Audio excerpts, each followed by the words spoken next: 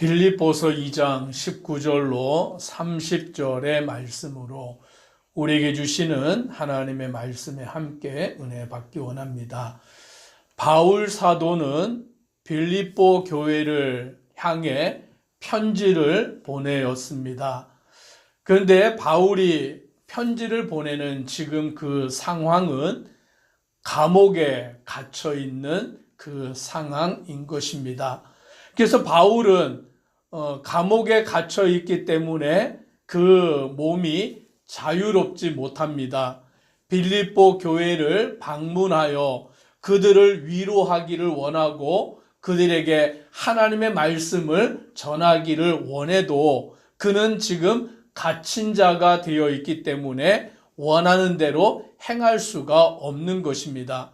그러다 보니 바울은 지금 빌립보 그 교회를 향하여 편지를 써서 보내는데 오늘 그 일에 사람을 통하여서 그 일을 행하게 되는 것을 보게 됩니다. 요즘이야 세상이 얼마나 좋습니까?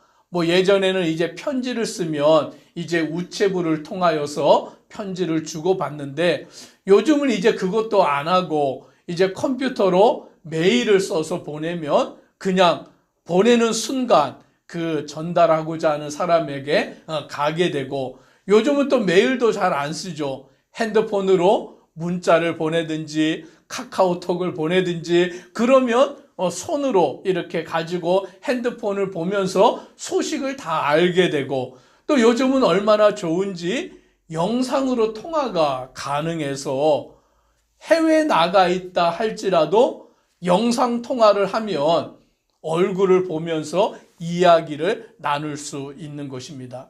그런데 바울 사도 시대에는 이런 것들은 다 불가능하고 생각할 수도 없는 일이었고 그 편지를 전하려면 누군가 그 바울이 쓴 편지를 또 편지가 요즘처럼 이렇게 종이가 많아서 그렇게 되어 있는 게 아니라 두루마리 형식으로 무게도 나가고 그와 같은 것들을 가지고 다니는데 비행기 타고 다니는 것도 아니죠.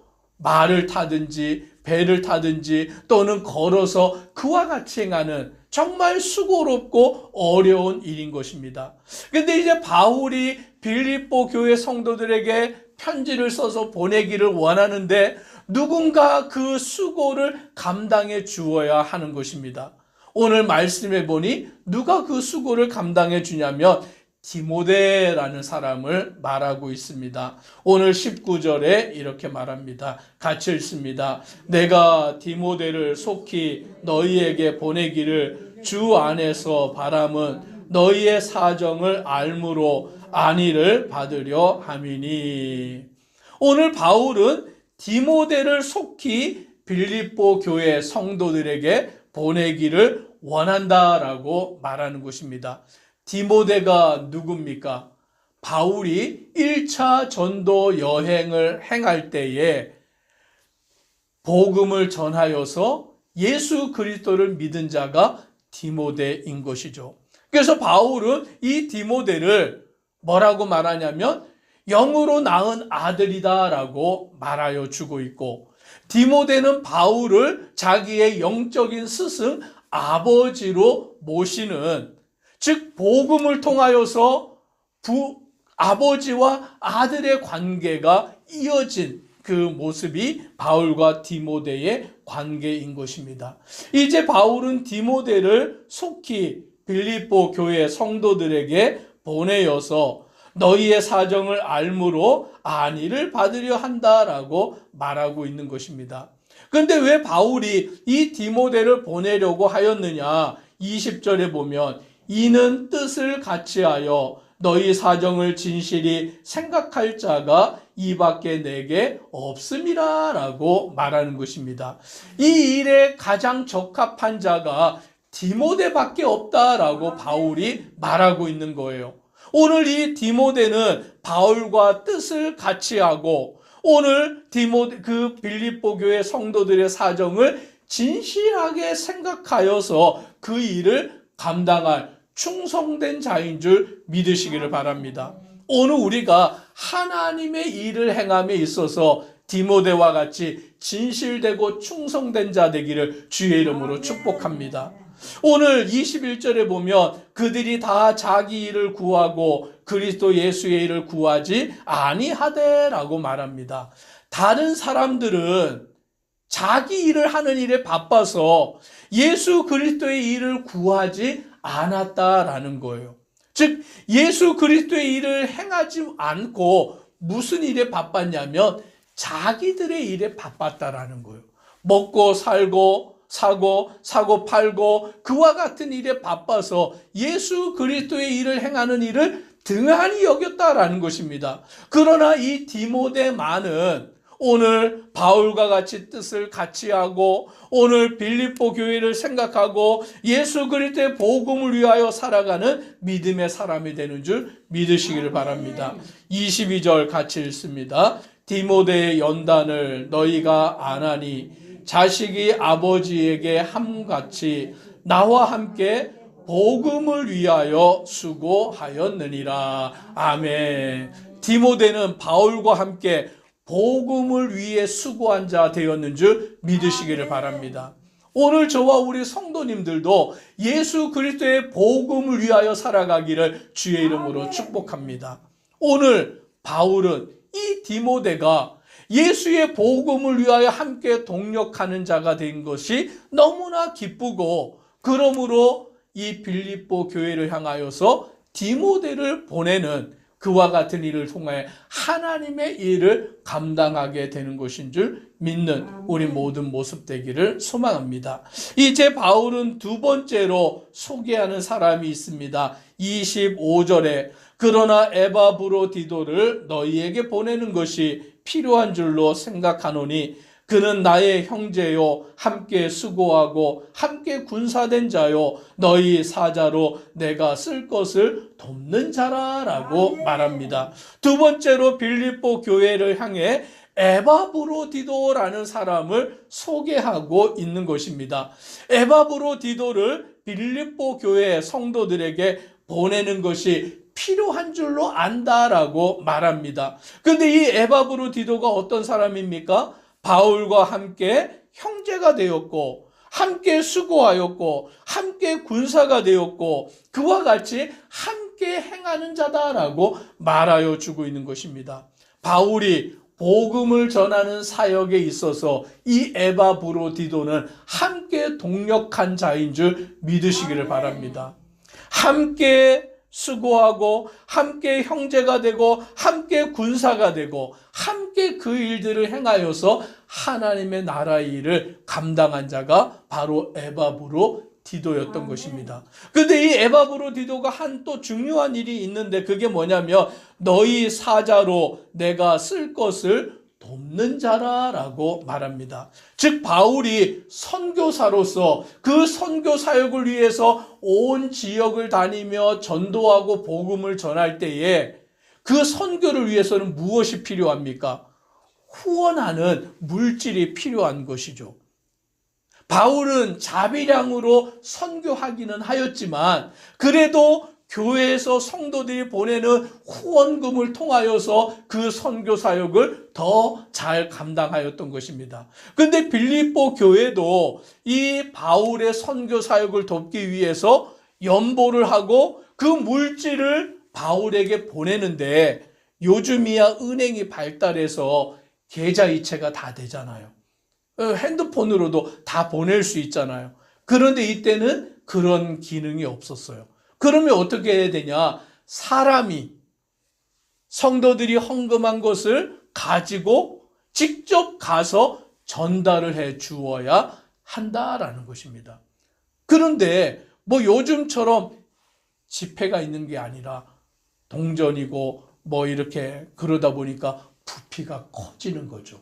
무거워지는 거죠. 그러다 보면 그것을 운반하다 보면 무슨 위험이 있냐면 강도를 만나게 되는 위험도 있게 되고 또는 사람이 이렇게 물질을 보다 보면 시험에 들어서 그걸 빼돌리게 되는 일들도 발생하게 되는 거예요.